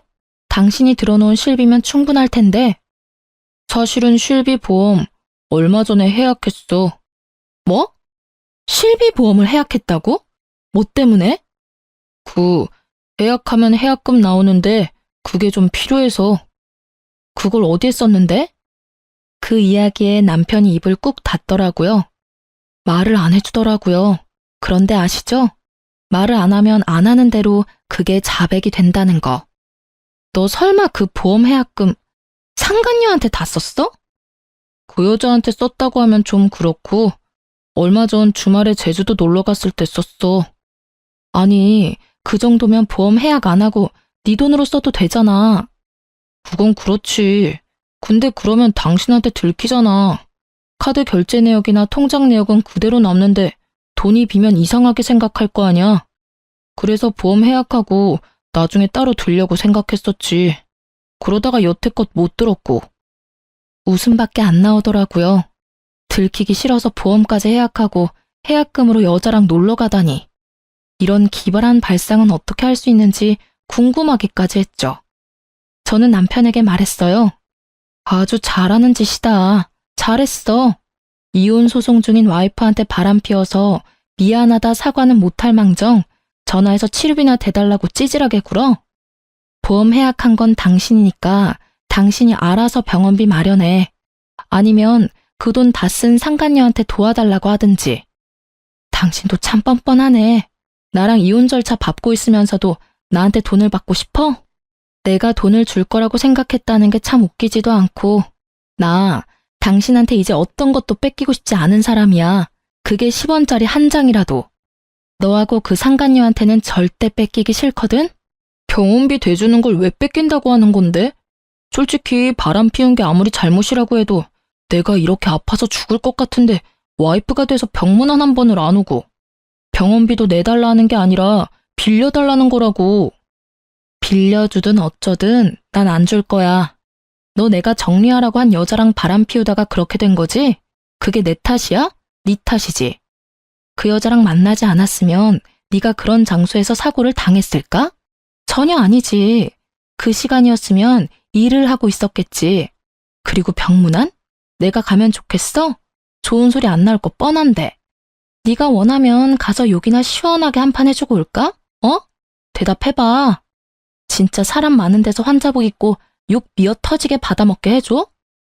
버럭거리는 제 목소리에 남편도 깜짝 놀랐는지 아니면 그제야 제정신을 차린 건지 버벅거리다 전화를 끊더라고요. 뻔뻔하기도 하지. 자기가 어떻게 사고가 났는데 저한테 돈을 빌려달래요? 제가 빌려주면 그걸 갚기는 하겠어요? 절대 그러지 않겠죠. 갚고 싶어도 상간녀가 옆에서 갚지 말라고 난리치겠죠. 안 봐도 눈에 훤하더라고요. 그렇게 속 터지는 대화를 하고 전화를 끊었는데 바로 직후에 시모가 연락이 왔더라고요. 이번에는 또 무슨 말도 안 되는 이야기로 제 속을 뒤집어지게 만들까 싶었는데 남편과 똑같은 이야기를 하더라고요. 며느라가 네가 얼마나 화가 났을지 잘 안다. 아들이 잘한 거 하나도 없는 것도 잘 알아. 그때 내가 너한테 화낸 거는 마음이 복잡해서 그랬어. 솔직히 발은 안으로 굽는다고 부모니까 어쩔 수 없었지. 아들이 반성할 시간을 좀 주면 어떻겠니? 지금 당장 이혼하는 건 너무하지 않니? 아픈 아들 조리해야 할 시기에 소송은 너무 힘들어. 그리고 병원비도 지금 제대로 다 못 내고 있는 지경이라 와이프인 네가 좀 부담을 해줬으면 싶구나. 아들 녀석 보험이 또 없다 하니. 어머님, 무슨 말씀하시는지 잘 알겠어요. 그런데 저도 참을 만큼 참았다고 생각하진 않으세요? 만약 어머님 딸이 저 같은 상황이었어도 그렇게 말씀하시겠어요? 바람난 남편 기껏 용서해줬더니 결국은 반성도 없이 바람난 여자 또 만나서 이번에는 사고까지 쳤는데 제가 왜 병원비까지 부담해야 하죠? 남편이 평소에 잘했다면 저도 남편에게 기회를 줄 수도 있었겠죠. 그런데 이미 제가 준 기회를 날려먹었잖아요. 그리고 저한테 들킬까봐 보험 해지하고 해지 환급금으로 여행이나 다니며 돈 펑펑 쓴 남편에게 뭘 도와줘요? 제가 돈이 썩어나가도 남편에게 줄 돈은 단 한 푼도 없어요. 이야기하고 나니 속이 어쩜 그렇게 후련하던지.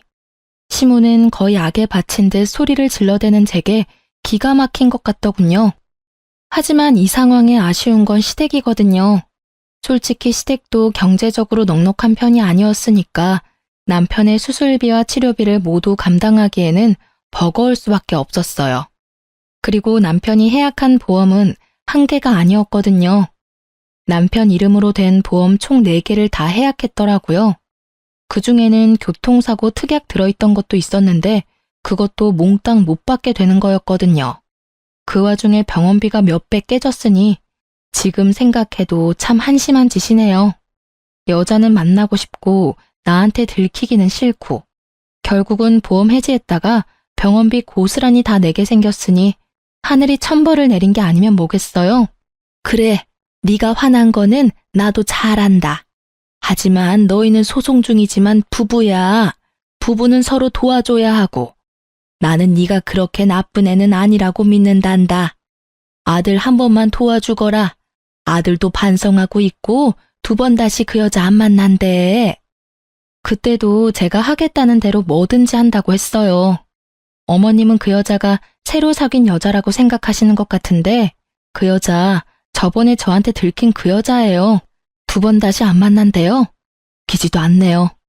그 여자랑 그 뒤로 꾸준히 만나놓고는 거짓말을 어찌나 잘하는지. 하긴 어머님은 아들 바람난 게 제 탓이라고 생각하시니까 그런 말씀 편하게 하실 수 있겠네요. 그런 면에서는 어머님도 똑같으시죠. 앞에서는 저 위로하는 척 하시더니 결국은 뒤에서 다른 사람한테 제 욕 열심히 하시는 거 봤어요. 제 말에 시모가 허를 찔린 듯 놀라더군요. 그럴 수밖에요. 지금 이 순간 그 말을 할 줄 누가 알았을까요? 저 다 봤어요. 명절에 어머님네 갔다가 애 낳고 관리 안 해서 남편 바람 피운 거 제 탓이라고 그렇게 말씀하시는 거 다 들었어요. 그래서 더 해주기 싫어요. 제 마음속에서 남편과 저는 이미 남남이에요. 애가 있든 말든 상관없이. 그러니까 저한테 이혼 번복에 대한 이야기는 꺼내지 마세요. 너 후회할 거야. 우리 아들 같은 남자가 세상에 어디 있다고. 너 같은 애가 그런 남자 만날 수 있을 것 같아? 남편 덕분에 크게 되어서 남자 만날 생각도 없어요. 거짓말이나 하면서 여자 만나러 다니는 남자 세상에 그렇게 많다던데. 알면 데려갈 여자는 있겠어요? 하긴 그 상간녀라면 잘 데려가겠네요. 그쪽에 말해보세요. 저한테 와서 아쉬운 소리 마시고. 저는 그렇게 말하며 시모 전화를 끊었어요. 그 뒤로 시모에게서 연락이 오지는 않았어요. 이혼 소송은 그렇게 마무리가 되고 저는 싱글맘이 되었어요. 재산 분할 위자료, 양육권, 친권. 그 중에서도 친권과 양육권은 지키기 위해 애썼어요. 아이만은 뺏기고 싶지 않았거든요. 시댁이 손이 귀한 집이기는 하나 아들을 더 귀하게 여기니 딸아이는 제게 그냥 넘기듯 하더라고요. 양육비 내기 싫어서 마구잡이로 우기는가 싶었는데 그게 아니었어요. 알고 보니 시모가 상간녀에게 남편 병원비를 좀 내달라고 했다더군요. 남편과의 결혼을 조건으로 말이죠. 결국 두 사람은 저와 남편의 이혼이 정리되면 재혼할 생각이었다고 해요. 그 상간녀가 아이는 싫다고 했다는 거죠. 그리고 한 가지 조건을 덧붙였대요. 만약 자기 상간녀 위자료 나오면 같이 갚아야 한다고요. 나중에 그 이야기를 전해 들었어요. 저야 뭐 이미 이혼까지 다 된 마당에 신경 쓸 일은 없었지만 그래도 두 사람이 잘 사는 건 너무 싫잖아요. 둘 사이 일을 여전히 알아보고는 있었죠.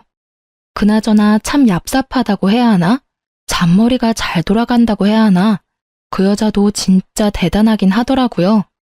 전 남편 재혼하고 3달이 지났나? 제 직장에 남편 회사 동료분이 찾아오셨더라고요. 저는 미용 관련 일하거든요. 예전에 남편이랑 결혼할 때 소개받아서 여태껏 제게 와주시는 단골이세요. 자기, 잘 지냈어? 이야기는 얼추 들었어. 많이 힘들지? 전 괜찮아요. 이혼 후에 이렇게 사정을 잘 아는 사람을 만나면 불편하기 짝이 없더라고요. 그 사람이 싫은 건 아닌데 계속 이혼이 주제가 될 수밖에 없거든요. 모르는 척 해주는 분도 있지만 이분은 그러지 않으셔서. 그런데 그분이 그러더라고요. 그래, 괜찮아야지. 그 나쁜 연놈들도 벌 받고 있는데. 그게 무슨 소리예요? 자기 이야기 못 들었어? 그 두 사람 완전 천벌 받았다고. 회사 내에서도 소문이 다 났어. 그 상간녀랑 자기 전 남편 둘이 같이 연차 쓰고 놀러 갔다가 사고 난 거 회사에 들켜서 불륜 여행 갔다가 그렇게 된 거라고 소문 크게 났었거든. 그런데 곧바로 두 사람 재혼한다니 사람들이 더 놀랐지. 저렇게 빨리 정리가 되냐고 말이지. 아, 회사에 다 들킨 거였나요? 저야말로 놀랐네요. 그 전에도 티가 많이 나던데. 둘이 친하다 정도로만 알고 있었지 그런 사이인 거 누가 알았겠어? 알았다면 내가 자기한테 제일 먼저 귀띔해줬을걸? 그 이야기에 저는 웃었어요. 하긴 이런 스파이 같은 손님이 있으니 남편도 회사에서 조심하긴 했겠죠. 근데 그 소문나고 회사에서 두 사람 다 퇴사시켜버렸거든. 연차 쓰고 놀러가서 사고 난 것도 그렇고 안에서 부적절한 만남 가진 것도 그렇고. 그런데 표면적인 이유는 자기 전 남편 몸이 아직 다 안 돌아와서 그렇다고 하더라고. 몸이 안 돌아와요? 그래. 수술한 곳이 오른쪽 팔이랑 어깨잖아. 그쪽으로 신경이 손상됐다나 뭐라나. 결국 손가락이 잘 안 움직이는 바람에 일도 제대로 못하니까. 금방 돌아올 것 같으면 그냥 놔뒀을 수도 있겠지. 근데 금방 안 돌아오더라고. 어쨌든 두 사람 다 권고사직으로 퇴사했어. 그래요? 둘 다 진짜 천벌 받았네요. 당연하지. 남의 눈에 눈물 흘리게 만들면 자기 눈에는 피눈물 흐르는 법이야. 그래놓고 잘 살면 하늘이 뭔 소용이니? 그렇게 고객과 대화를 하면서 전 남편과 그 상간녀 이야기를 들으니 제 마음속에 응어리졌던 것들이 조금은 풀리는 것 같았어요. 남의 불행을 내 행복으로 삼지 말라지만 제게 불행을 준 원인이 저렇게 못 살고 있으니 이상하게도 응어리가 풀리는 것 같더라고요. 그 뒤에 시모가 저한테 한번 연락이 왔었어요. 예, 너 딸아이 우리한테 돌려줄 생각 없니? 우리가 사례는 넉넉히 할게. 잘 생각하고 연락 좀 줘. 갑자기 딸을 달라는 이야기에 초스라치게 놀라 물었죠. 이미 다 끝난 일인데 왜 딸을 달라고 하세요? 아유, 넌 몰랐겠지만 우리 아들 재혼 상대가 글쎄 애 딸린 이혼녀라더라. 아들 하나 있는데 없는 것처럼 속이고 우리 아들이랑 재혼했대. 결혼하고 나서 애 있다고 이야기했다던데 그게 문제가 아니야. 그 데리고 온 애는 남의 자식이잖니? 그러면 우리 집안 대를 이을 아들을 낳아줘야 하는데 이 미친년이 불임수술까지 해서 애 못 놓는다고 사람 환장하는 소리를 하잖아. 아니, 재혼하면서 애 없는 집에 오면서 아들 하나는 낳아줘야 정상 아니니? 옛날 생각을 가진 시모와 현대식 사고를 가진 상간녀의 대립이 생각보다 컸고 그 결과 우리 딸을 방패로 데리고 가고 싶은 모양이었어요. 생판 남의 자식한테 우리 전 재산 뺏기게 생겼으니 우리도 뭐라도 방어를 해야지. 대를 이을 아들만 생기면 손녀는 금방 돌려줄 테니까 잘 생각해보거라, 응? 생각하는 게 어찌나 저속한지 이야기 듣고 있는 동안에 귀가 썩는 것 같은 기분이 들었어요. 어린애를 데려가서 방어를 하니 뭐를 하니 사랑을 줄 게 아니면 관심이라도 줘야 된다며 개소리를 하더라고요. 손녀에게는 관심 하나도 없으면서 그런 불순한 이유로 딸애를 데려가려는 시모를 보니 화가 머리끝까지 차올랐어요. 어머님, 제 딸이 무슨 힘이 있어서 그 어른들 사이에 끼어서 이리 치이고 저리 치이고 해야 해요? 귀한 딸이에요. 그래서 제가 직접 기르겠다고 데려온 거고요. 상간녀 데리고 오시면서 남편 병원비 급하게 처리하셨으면 된 일 아닌가요? 이혼 후의 일은 그 집안에서 알아서 하셔야죠. 그 여자애가 애가 딸린 걸 내가 알았으면 이혼하라고 등 떠밀었겠니? 아들놈도 나중에야 한 것 같았어. 게다가 요새는 또 얼마나 떽떽거리며 돈 달라고 요구하는지 아니? 아이고, 내가 며느리를 잘못 들였어. 아들놈은 손가락이 안 돌아와서 취직도 못하고 있는데 재혼한 새 며느리는 아주 시댁을 돈줄로 알고 안 해주려니 아들이 불쌍하고 해주려니 며느리가 밉고. 시모가 괴로워하는 걸 보니 생각보다 상황은 심각해 보였어요. 그렇다고 제가 애를 줄 일은 절대 없었어요. 심각하고 불쌍하든 저랑은 이제 관계없는 사람들이에요. 열심히 자기 손으로 자기들 인생 말아먹고 있는 중인데 제가 왜 관여를 하겠어요? 그저 저와 제 딸이 거기에 휘말리지 않도록 하는 것만 중요할 뿐인 거죠. 시모는 결국 제게서 딸을 얻을 수 없다는 걸 알고는 전화를 끊고 연락 한 번 안 하더라고요. 그런데 한 달쯤 지났을까요? 제 고객이 연락이 와서 알려주더라고요. 전 남편과 살고 있던 그 상간녀가 도망갔다고요. 저는 상간녀 위자료 소송을 해서 그 여자에게서 돈을 받고 있었는데 불과 며칠 전에 그 위자료가 다 지급됐었거든요. 그래서 생각보다 빨리 들어왔다고 생각했는데 알고 보니 전 남편 퇴직금을 몽땅 제 위자료로 지급하고 남편 버리고 집을 나가버렸다고 하더군요. 오른손을 제대로 못 쓰는 남편의 수발들야 육아하랴 일하랴 나름 엄청 힘들었나 보더라고요. 그야말로 벌 받았다는 말로밖에 설명할 수 없는 상간녀 상황을 보니 하늘이 나를 버리지 않았구나 하는 생각이 들었어요. 뭐 제 살 길 찾아 도망갔으니 불륜도 끝이었고요. 그렇게 헤어질 거 뭘 그리 죽고 못 살아서 불륜 같은 짓을 했나 몰라요. 아들이 이제 중학교 들어가던데 부끄러워서 아들 얼굴은 어떻게 보려는 건지 원. 그 사람들이 스스로 제 무덤 파는 동안 저는 착실하게 아이와 함께 살 미래를 위해 움직였어요. 친정집에 얹혀 살게 됐지만 아이의 정서적인 안정을 위해 한 선택이었어요.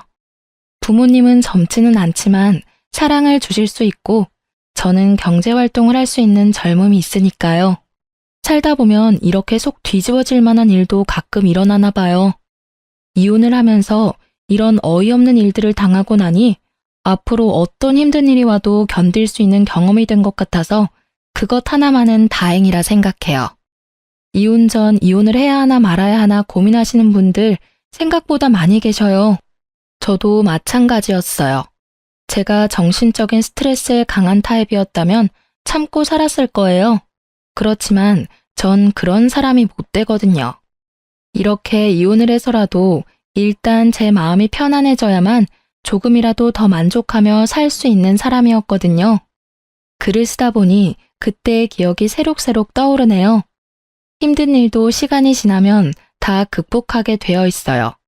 저처럼 고민하는 분들에게 도움이 되기를 바라는 마음으로 제 사연을 써보았네요. 모두 속 시원한 하루 보내시길 바랍니다.